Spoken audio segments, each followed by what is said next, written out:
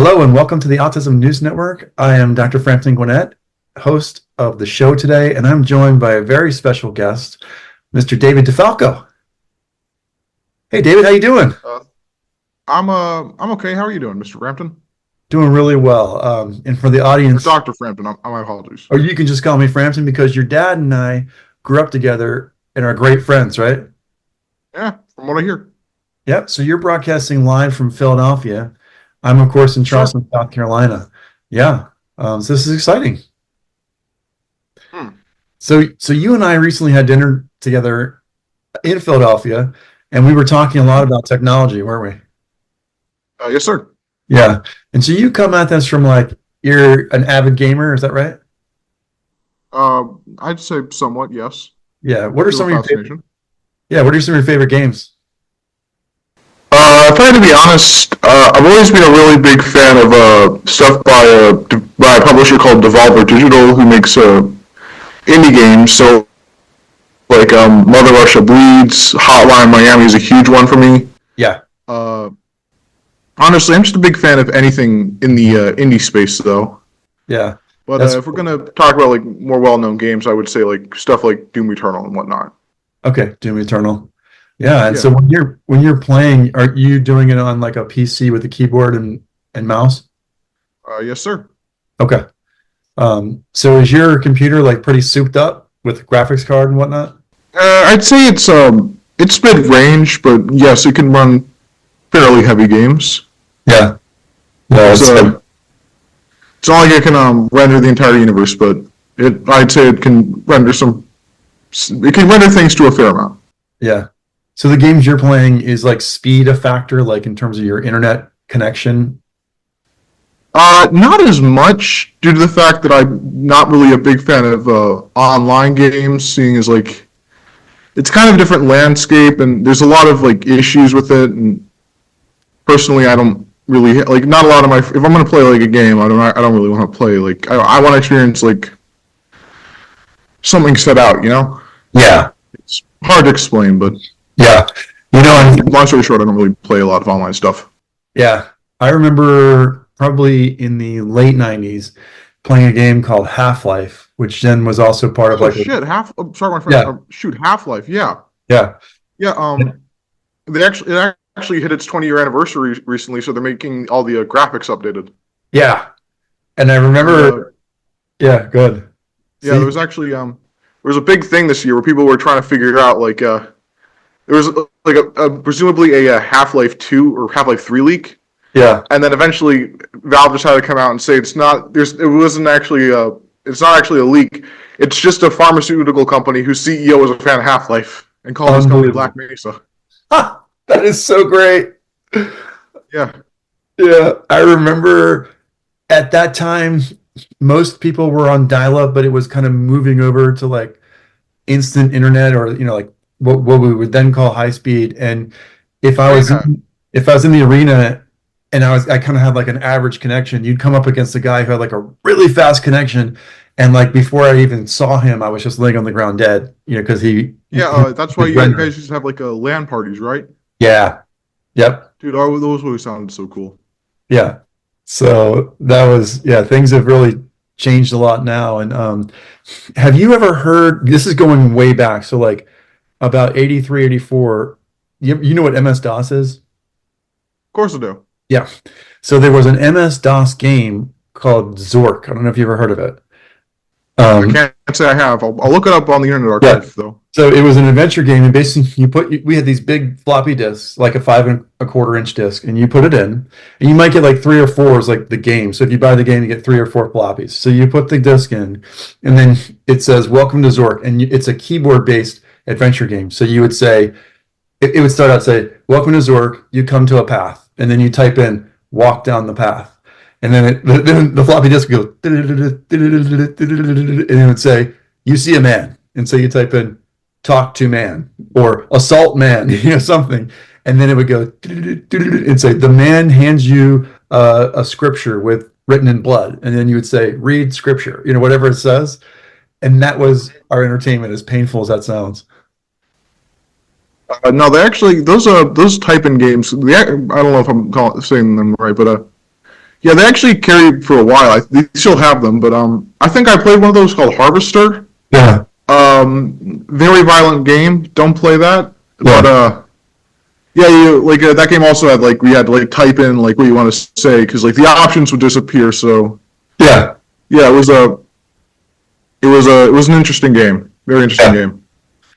Yeah, that was back in the dark ages. And now, of course, we fast forwarded to an era that it seems like everyone's just recognizing AI like in the last year and a half. But I always Yeah, it's been around for a very long time. yeah, it has. I think that like the first time I ever saw something about generative AI was when this one creator who I haven't watched in years, whose name I can't remember, actually made a book.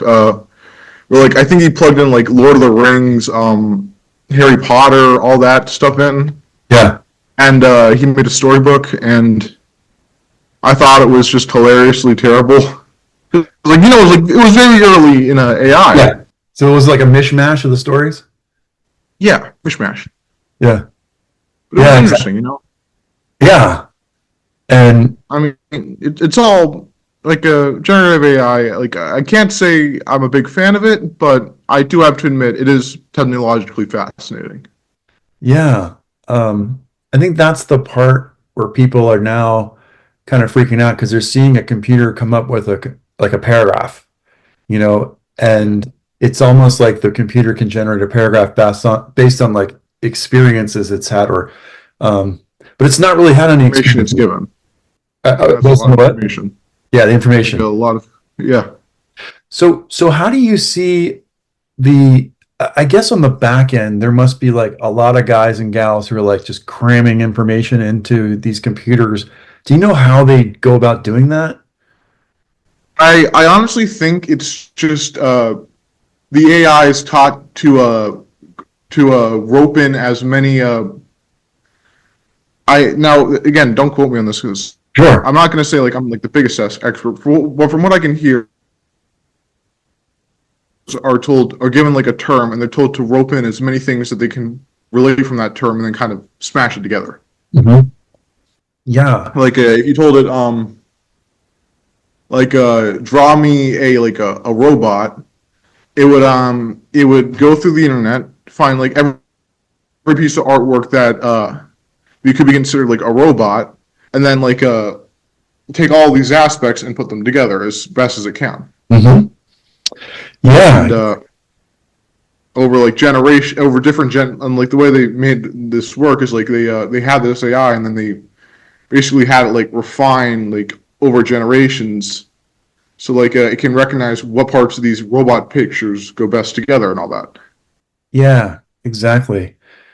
I was editing a video recently and I was learning about like keyframes. And I don't know if you know, I was just like reading about it and then trying to learn. And essentially what I took away from it was you can make like if you have a piece of film, you can make a dot in different places, like a zigzag almost. And if you give the computer those dots and kind of tell it to do its thing, the AI will essentially like extrapolate what it believes should be there on average. And it kind of makes a nice smooth S pattern instead of a zigzag, where it's kind of predicting. I'm not like I know that they have something similar like for Blender, a 3D animation that software that I've used like once in my life. They do the same thing, but instead of like it's like a motion tween. Yeah, it does basically the same thing, except it's not exactly a prediction. It's more of like just kind of smoothing out a curve. Yeah, exactly. Based on an average. And like you were talking just now, like if I wanted to predict, if I'm watching a baseball game and I want to predict like what's the next pitch going to be, is it a fastball or a curveball? I guess we could ask the computer to search like every baseball game that's ever been played and every 3 balls and 1 strike count and say, based on that, there's a 86% chance that this is going to be a curveball, Yeah. Yeah. Have you ever messed around with like some of these image generating softwares like Midjourney where it can make a person that's not a real person, but they look so real? Not really. Like it always sounded interesting. It's just Like I consider myself like I'm not a good artist, but I do consider myself a bit of an artist. It's just like I don't know, something about Mid-Journey images. It just kind of always made me feel a bit uncomfortable, you know? Like, Yeah, I'm sure that it's a lot of fun. It's just like I prefer the hand drawn stuff. right. What kind of art do you do? Honestly, I've been trying to draw more comics lately. I guess I do a lot in illustration. Like I said, I'm not exactly the best artist in the world, but I do my best. Yeah. So when you're drawing, Um, do you use pencil or? I use pencil when I'm drawing on paper. Yeah, I use pencil, Posca markers, sometimes colored pencils.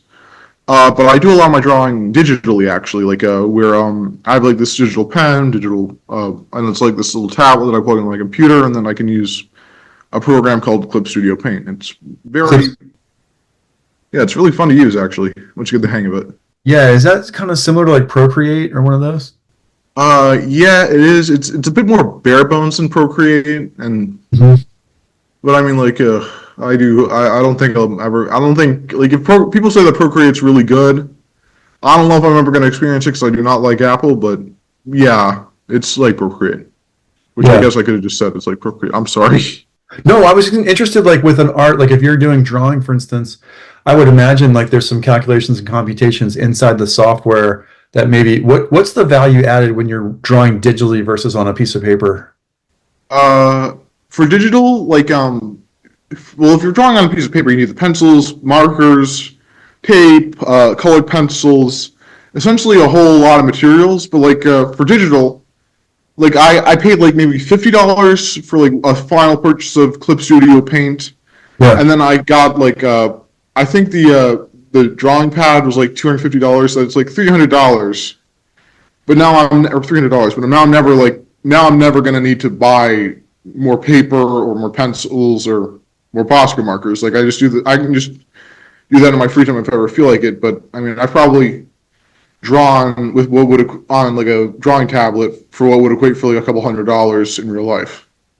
Yeah. Drawings like art supplies, man. I tell you, it ain't cheap. Right. Yeah, those stores, they make a lot of money. Scalpers, I tell you, scalpers. Yeah. So do you use I guess also when you're on digital you can just kind of like hit the undo button Oh and yeah, Control Z. Yeah, I use it so much that I literally have it as like a button on my pen. yeah. It's that and right click for the palette. But yeah, it's I use undo a lot. Yeah. And so like when you're done with your drawing, are there different ways to do renderings? Like I guess kind of like a picture filter on Instagram, like where you can say, I want to take this drawing and make it comic, or take this drawing, make it black and white or pastel. Not really.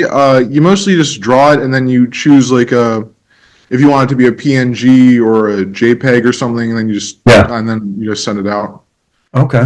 And then Like, do what were you gonna say? your drawings end up, do you post them?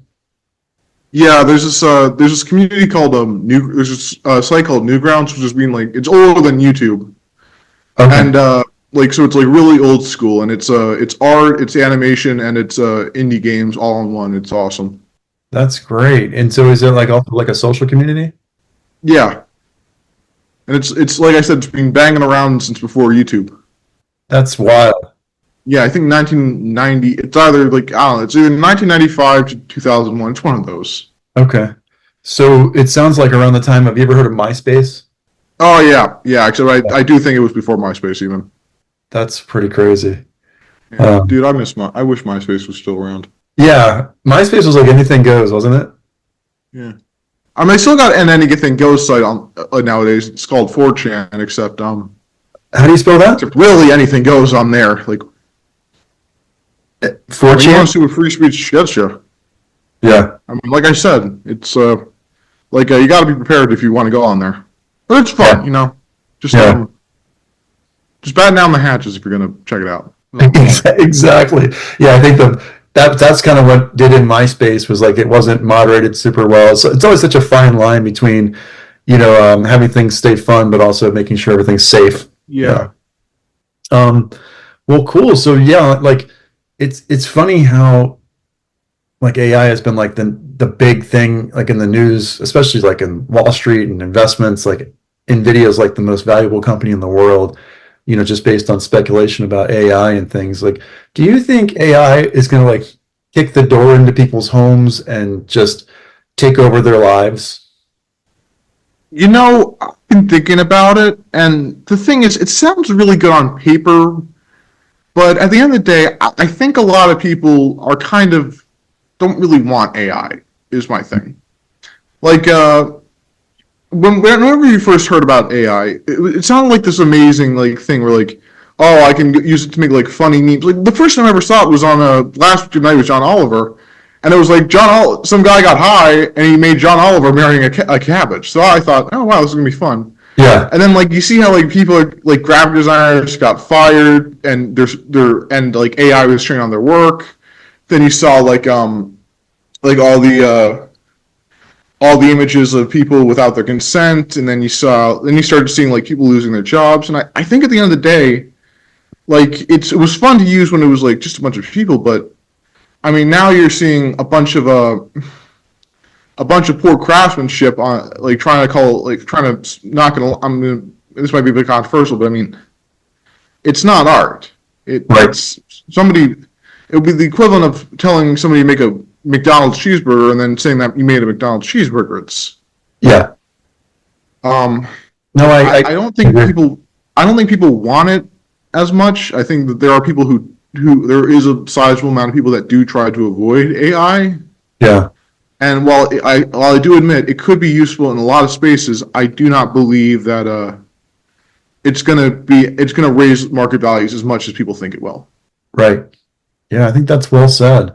I think also that concept of privacy comes up because it's like when you get these large, and I mean large, like super massive data sets, they've got to come from conversations like either audio conversations that something like Alexa might pick up on, or text threads or chat, rooms. Like it seems like that to get data, they're maybe taking bigger bites out of people's privacy. Is that?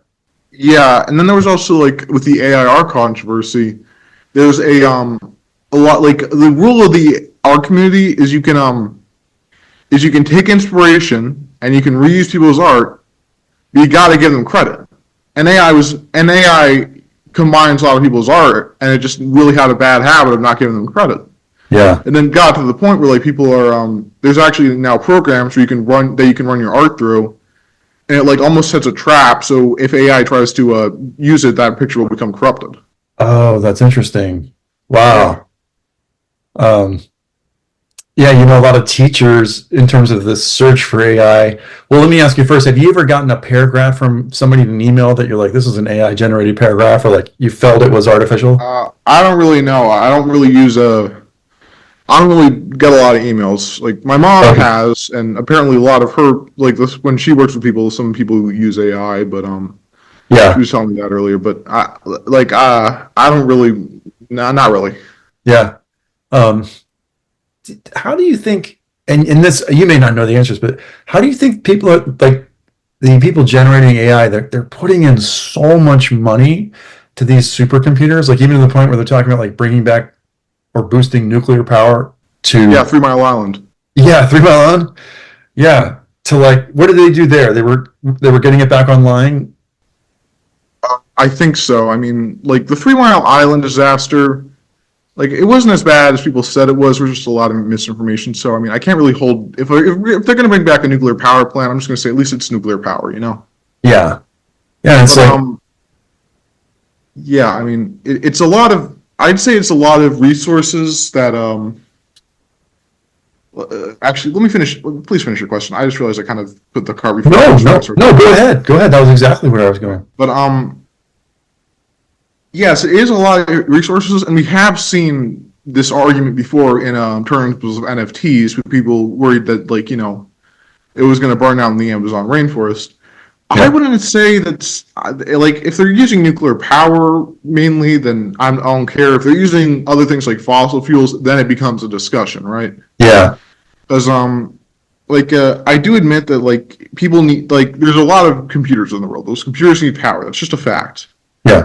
But I mean, it also just does go to show like, and like the other argument is like, could that power be going somewhere more useful? And it's like Right.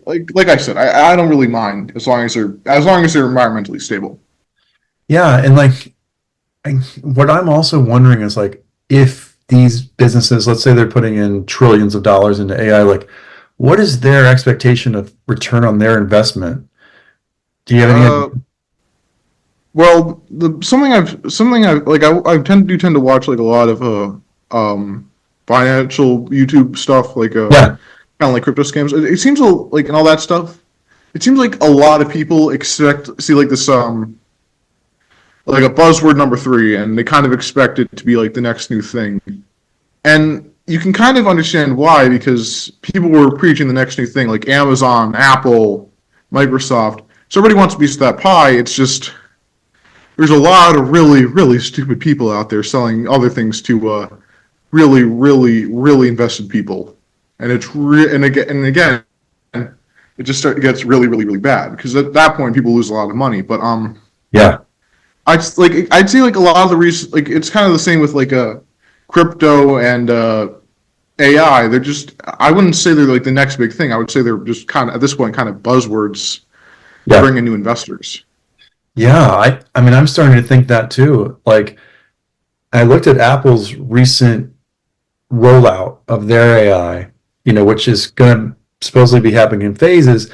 And right now, where it stands is they're suggesting text responses in the text threads. I don't know if you have used an Apple device, but at the bottom they'll have suggestions for text thread, and they always sound a little bit artificial, so I don't use them very much. But then they'll also have you can like highlight any text and choose to make it like professional, concise, or friendly. And I've played with that a couple times, but usually mine was better because I know the person I'm emailing, and there's a little bit some kind of personal touch that I put on it, even if it was a little more wordy. It's human. It's the soul. Yes, yeah. Can you speak to that about how like Yeah, we might lose our soul here?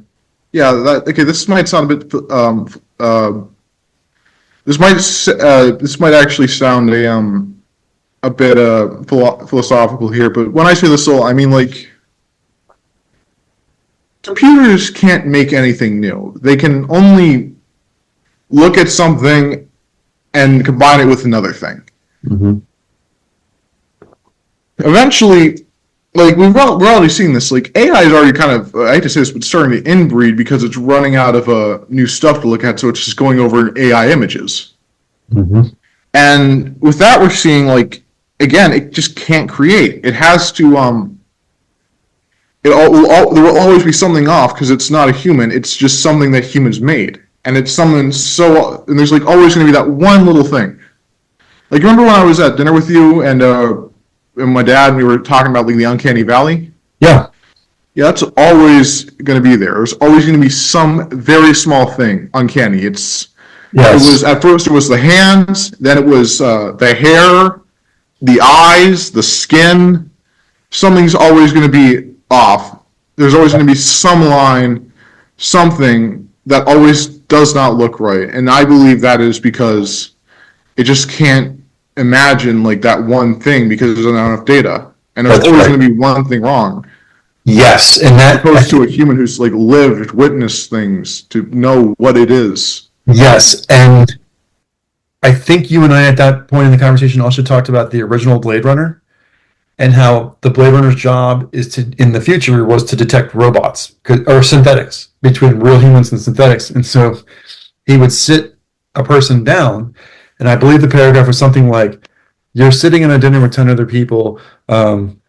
Somebody next to you is clinking their fork. The meal is hot roasted dog, and then the person next to you starts choking, and you're looking for. He was looking for the creature. Roasted dog. What's roasted dog? Yeah, roasted dog. Like what? Right. Exactly. And if the person didn't show a physiological response to that, then he was like, okay, I know, because the computer might just be like, what? It would just go right by. Yeah. Yeah. It's always yeah, it can't like it doesn't have the experience to like imagine what might be wrong. It can only think, oh, everything's right. Oh, somewhat lines up. All right, let's go to the next thing. Yeah. You know, it can't truly see what it's wrong because it's never truly experienced what might be wrong. Yeah. Like, and again, like I said, it can never truly see hands. It can never truly see arms, eyes, skin. It can only ever see ones and zeros replicating it. That's right. Oh my God, we're gonna end up with I am in a few years, aren't we? Wait, that now. what's I am? You ever hear "I have no mouth and I must scream"? No. It's a really dark book. Don't read it. Yeah. Well, I remember there was a chess player, maybe in the last 2 or 3 years, he was competing against like the world's largest IBM chess computer. I think it was like Big Blue or something. And he was saying, obviously the computer can exceed human capabilities in terms of prediction and knowing the number of moves that are possible and what's the most likely thing your opponent will do. And so the human chess player, he's like, I have to constantly be creative in my strategies because the computer won't, pick up on what I'm doing. Yeah. The computer can't create. After that. Yeah. Are you like a science fiction movie fan? Not really. I do find the concept fascinating. It's just I don't know. Like I said, I love the Doom games. That's always science fiction. But Yeah. other than that, I've never really been a fan of those kind of future dystopia kind of ones. Because Yeah. it always felt like they were always going to drag you down, and then honestly, that's why I really don't care for a lot of the science fiction. Like I get that what it's trying to say, maybe there's something wrong with us as humans, but Yeah. I mean, at the end of the day, it always gave off such a vibe of just giving up, Right. And I'm probably giving them a bad rap here, but that's honestly just that's how I feel, honestly. Yeah, a lot of those, like the Terminator and even Blade Runner, is a dystopian future. There was a movie from 1960, I think 8 or 9, maybe 69. Have you ever seen 2001: A Space Odyssey? Yeah, You have? yeah. Oh, yeah. I've seen a lot of reviews of it. Not going to say I ever watched it. Yeah. So Yeah, I know the concept, and I've yeah. yeah, or it's really, I think, fantastic because it has a thread from like prehistoric era to way in the future and shows the role of humanity and machines together and their relationship. And it's incredible because that movie is what, 59, 55, 56 years old. And there's AI in that movie. And Oh yeah, Hal, right? yeah. And That was a yeah. Why did he got? Oh yeah, they were going to he went nuts because they were thinking about shutting him down because he started talking weird and all that, right? yeah. So but they had turned over so many functions to him because all the navigation, all the temperature regulation, just everything, and it is easier sometimes to go on autopilot, but Is it safer? Is the Right. question. Mhm. It's like, what happens if this dude wakes up one day and he's like, oh wow, these guys can kill me quite easily, in fact. Yeah. And if he's based on an AI is based on humans, then eventually that AI will realize that we are a threat to him, and I'm just realizing that I sound like a crazy conspiracy theorist who's seen too many movies. No, your dad was once telling me about a story where this person, I think they fell out of a helicopter or they were holding onto a helicopter, right? And the person was stuck holding on the helicopter until they landed. And I think it was like for half an hour they were holding on to it. And they removed the person from the helicopter safely. Everything was fine, but their hand was frozen in like a grip for survival. And Yeah. I think maybe what you're alluding to is if the computers gain a consciousness that, hey, humans are a threat, would they try to preempt that threat? Yeah, I mean, if it ever, like I said, this is like a big if, because I'm not sure, this is hypothetical, but if it ever did gain consciousness, then yes, I do believe it could be problematic for the human race as a whole. Mm-hmm. I have some. Yeah, go ahead. Yeah, I mean, whenever I've heard that argument, I've always kind of thought that even if it did happen, AI is not exactly something that thinks. Like I said, it's something that puts things together in a certain way. And so I think we're going to be safe for a while. But other than that, I would say like the bigger threat with AI would be did you ever hear of the AI lolicon controversy? No, what's that? Well, I'm going to try to use a lot of euphemisms here. Sure. Some weird fellows in Japan, not in Japan, it came from Japan. Some weird fellows in America realized that if you draw underage kids, and technically the FBI can't kick your door down. Right.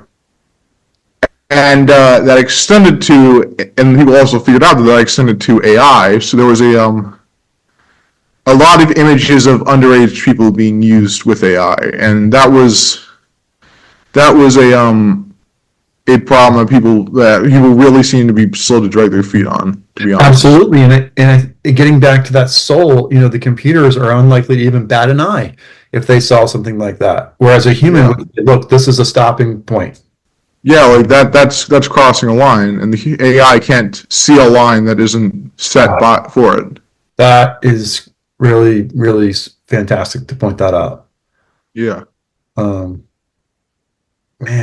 So one of the big headlines that came out, I guess, recently is this notion of self-driving taxis, like in what is it, Phoenix, LA, San Francisco? Yeah, I think it was like around there, yeah.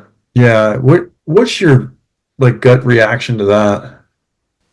I'm sorry to say this, but the only thing I can think about when people talk about self-driving taxis is just watching that self-driving Tesla careening down the road directly into a crashed truck.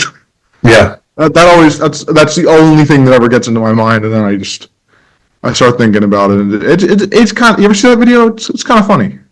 No, I haven't seen it, but it was like basically malfunctioning AI, or yeah, it was like a malfunction. I think it was just something wrong with the sensors that couldn't detect a.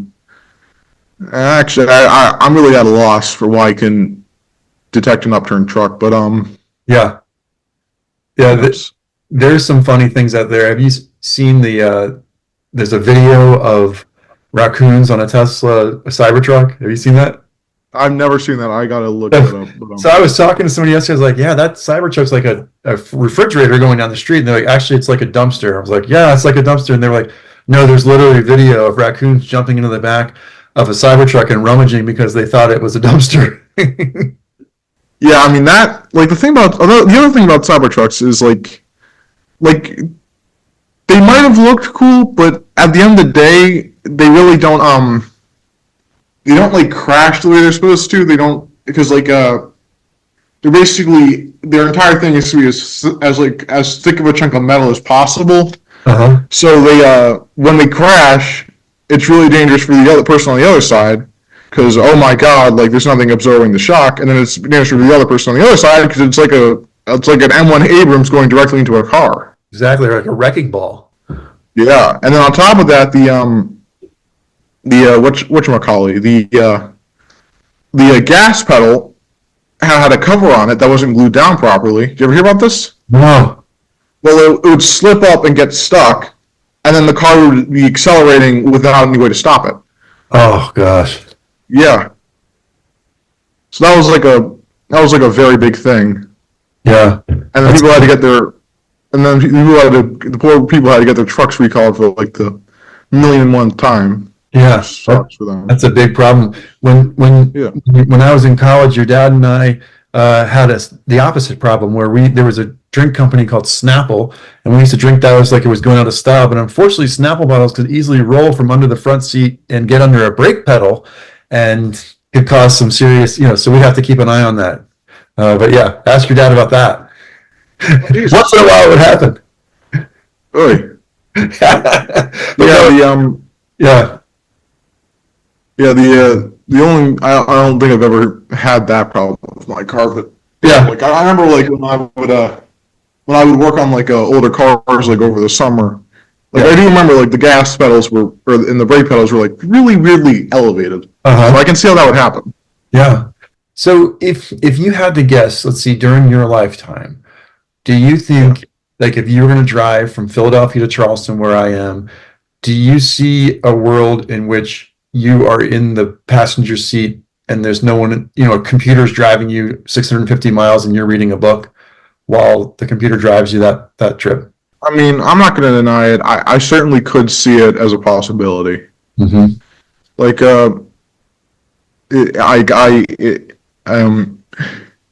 yeah, I could see that as a possibility. But honestly, I've always kind of dreamed a bit more of a world where, trains and more public transport were actually the norm. Yeah. I'm going to be honest. I never really saw like when I started, like I thought that when I started driving, which was this year, because it turns out I'm not really good at taking driving tests. Yeah. I always thought it was going to be like some big freedom thing, but I mean, I could spend like $20 on a tank of gas for like a 15-minute drive from my dad's house to my house, which is in like New Jersey. Yeah. Or I could just pay like $2.50, take the train, like Right. $5.20 for a round trip. Yes. Yeah, that's a really great point. And, one way that technology, I think, has changed how, like, teenagers view driving. I'll give you an example. Like, when your dad and I grew up, it was like everything. Like, if you had your driver's license in a car, you could get out of the house, and therefore you could see your friends and you could have fun. And we the only way we had to really connect with each other when we were home was a phone, a hard line. And sometimes we had call waiting, sometimes some people didn't have call waiting, so you get a busy signal, but that was the way that we communicated, and had access to friends, was only through the phone. So we were dying to meet up in person and get out to the party or the event or whatever was going on. And I noticed when my oldest daughter turned 16, she already had access to her friends, and she was just like kind of content not to drive. Yeah. I mean, I'm not gonna lie. I was never really the most sociable, but like I grew up in the city, so kind of early on in my life, I just learned just like every single problem you could have with like not driving can always be solved by just hoofing it, Yeah. And as I like moved to the suburbs when I was a teenager, or I still am a teenager. It was like when I was 14. I kind of learned that it's a lot easier. No, I'm sorry about this. I moved when I was 11. And I'm 17 now. It's a lot easier to walk in the city, but if there's a will, there's a way, and I figured out that you can get anywhere you want by just walking along the highway. Yeah. I'm an unstoppable beast who can traverse any landscape I'm put on. Yeah. And speaking of public transit, like, I was just thinking about things like trains or subways, especially like big places like Philadelphia, New York. Do you feel like, in terms of controlling rail traffic, like computers are currently playing a big role? I would, but then again, yes, they are playing a very large role. I actually do remember I have seen humans do still have some part in that. Like, this is, before I continue any further, please keep in mind that this is like from a field trip I took when I was maybe in like 6th grade. Yeah.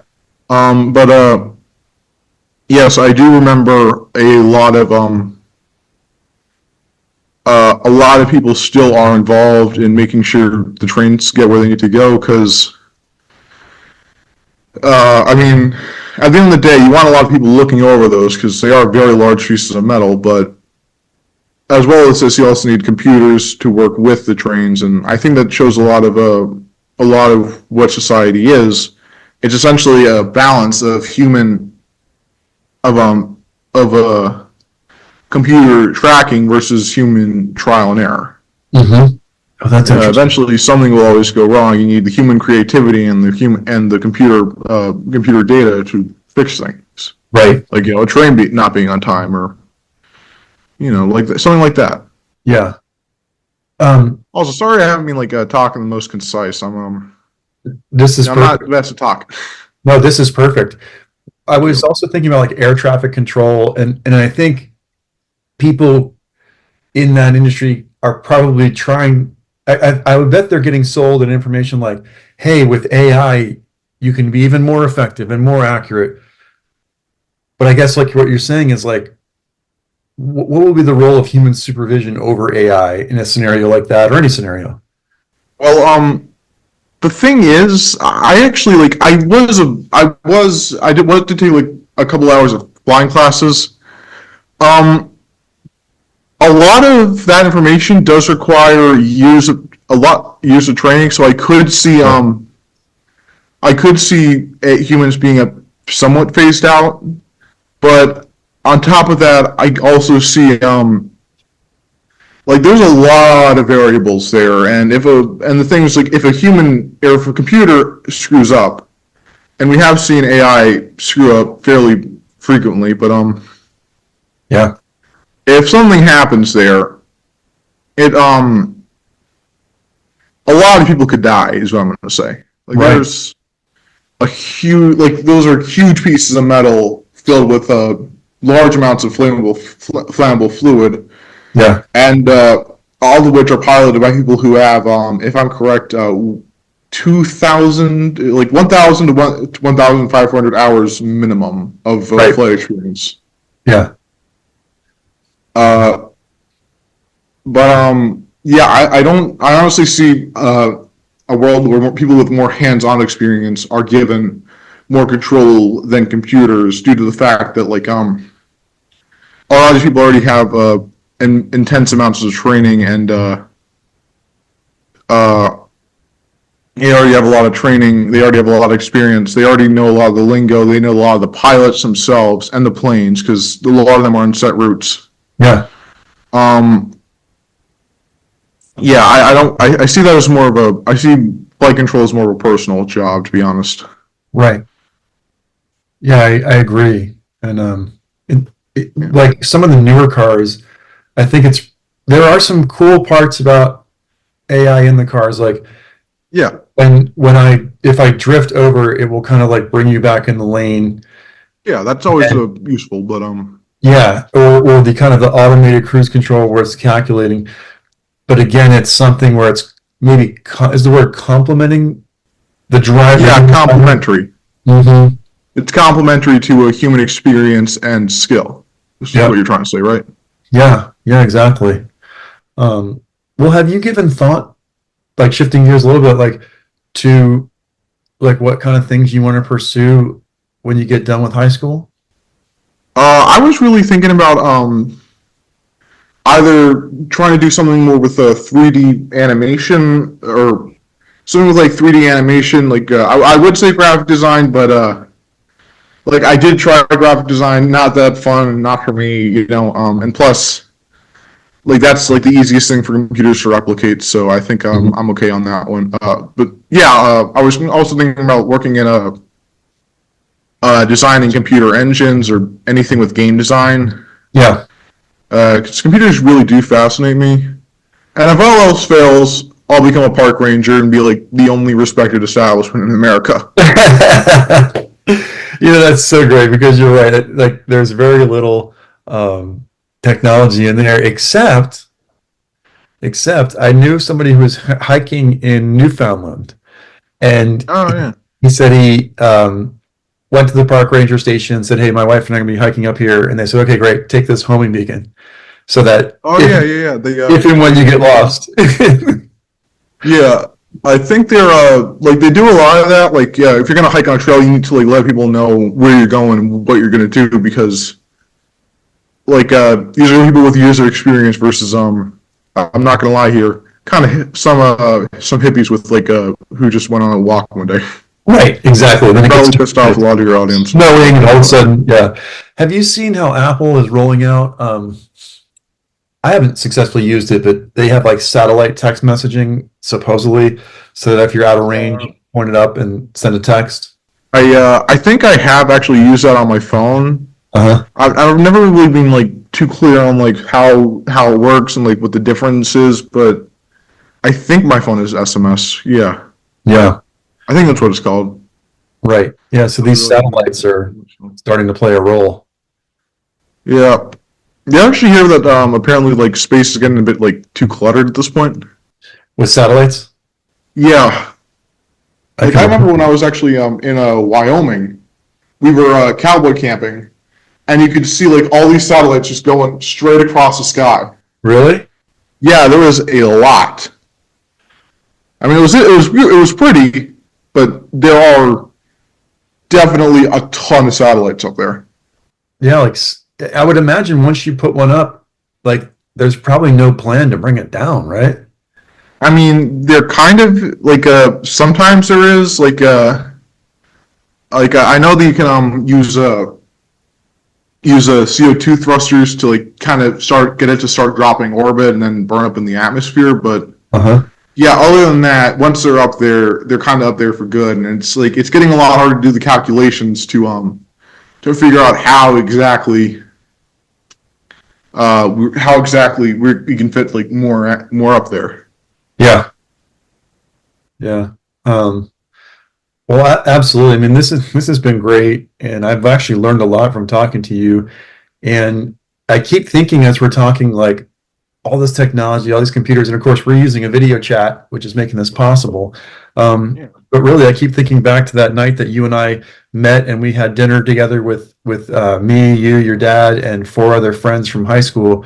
And I can't tell you how gratifying it is when you meet one of your best friends' sons and then start, talking with them and collaborating with them. It's just it's a priceless deal. Even that dinner, I wouldn't take $1 million to have that dinner, again, or what am I trying to say? That Please take the $1 million. Please take the $1 million. I might. You're right. But it was just such a perfect moment in time, and like it had nothing to do with computers. It was just like we were there spending time face to face talking. Yeah, what do people say? Like, no, not a phone in sight, just people living in the moment. Yeah. And maybe when we post this, we'll put a picture, a little B-roll picture of this up on the site, so they can see us all together. But this has been fun, and will you come back and chat with us again sometime? Definitely, Frampton. Mr. Dr. Frampton. Thank you very much. Yeah, really appreciate it. And shout out to your mom and dad and your sister Caroline. Anybody else you want to say hi to? In the case that they ever see this, hi, Alex. Cool. Shout out to Alex. All right, great. This has been the Autism News Network. Our guest has been David DeFalco. Thank you for tuning in to this discussion of all things computers and AI, and we look forward to seeing you again soon. Thanks so much. Bye. You too, Mr. Frampton.